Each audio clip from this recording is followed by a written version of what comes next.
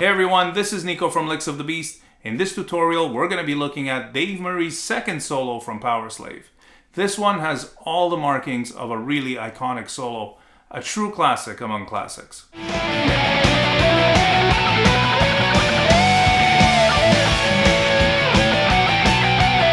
The thing that always stood out to me with this solo is Dave's tone.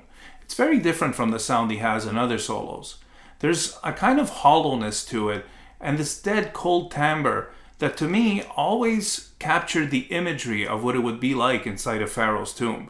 It's really quite unique and definitely spot on with the song's theme. A really cool thing that I came to realize after studying this solo section for some time is that Dave's solo is actually a kind of mirror image of Adrian's. They're both using very similar licks as well as a similar pace and structure throughout the entire solo. So to illustrate this, I'm going to go ahead and play each section of both solos back to back. Check this out. So here's the beginning of Adrian's solo.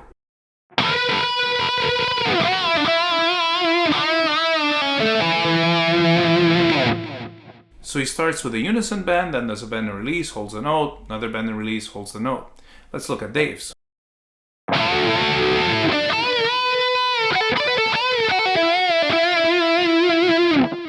So you can see they have a similar beginning. Next, Adrian goes into a repeated motif, followed by a bend and release with a staggered rhythm.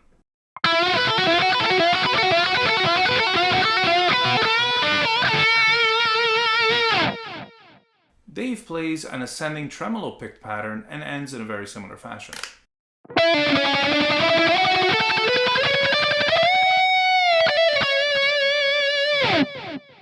Next, Adrian goes into that cool harmonic minor lick.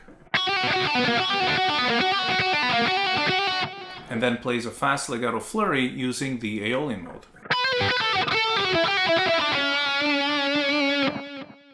Dave does the exact opposite. He starts with a fast legato flurry in the Aeolian mode and then plays his harmonic minor lick.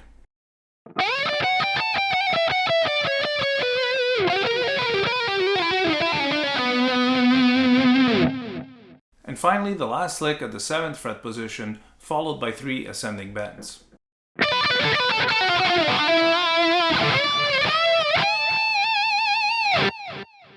Dave does a very similar kind of lick at the 7th fret position, and then does one big bend that has the same duration as Adrian's 3 bends.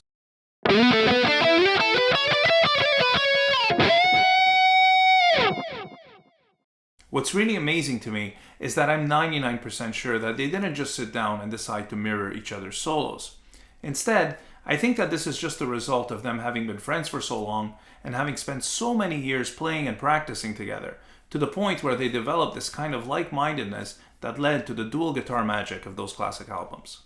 Whenever I do a tutorial like this, I always like to talk a little bit about the scales being used and what the rhythm guitar is doing, just for context. As I've already done this for Adrian's solo, I'm going to add a link to that tutorial as the same principles would apply for this one as well. And with that, let's get into Dave's solo. Like Adrian's, I'm going to break this one down into 5 different sections. I'm going to play it once at speed and twice slowly. Let's start with a powerful opening lick.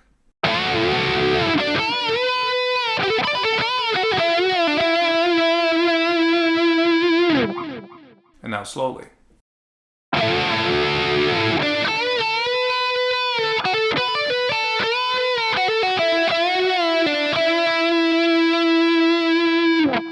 And one more time.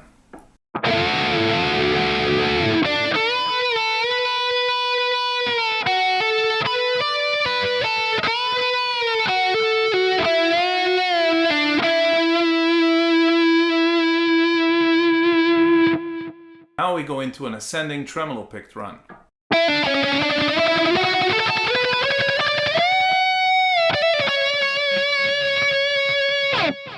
And now slowly.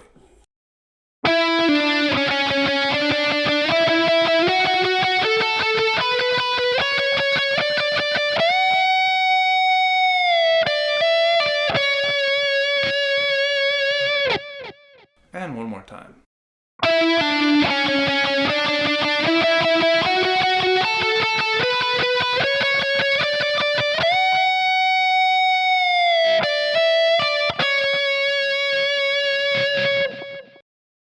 Now for this next part, even though we're actually going to be picking quite a few notes, it needs to be really smooth, like it was all legato.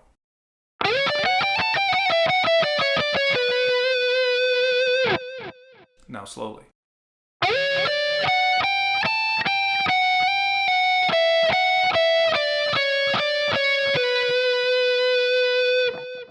And one more time.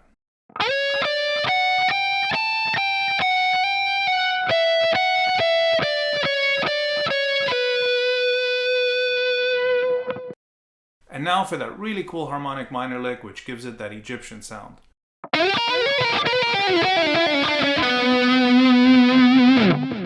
Now let's look at it slowly and pay close attention to where the accent goes on this one.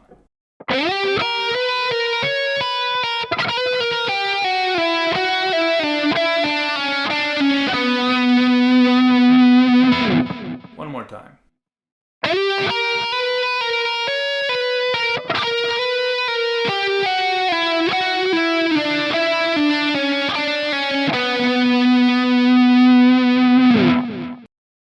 And that takes us to the very final lick.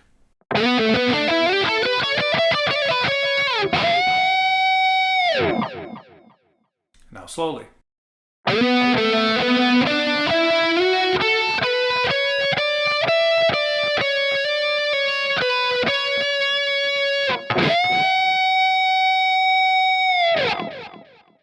One last time.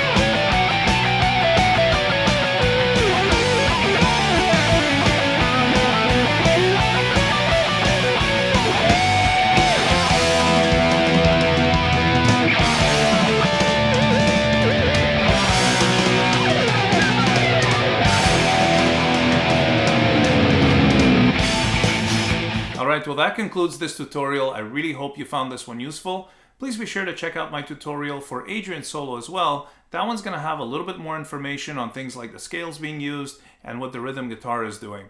Thank you so much for watching. Be sure to like and subscribe, and I look forward to seeing you all soon with more licks of the beast.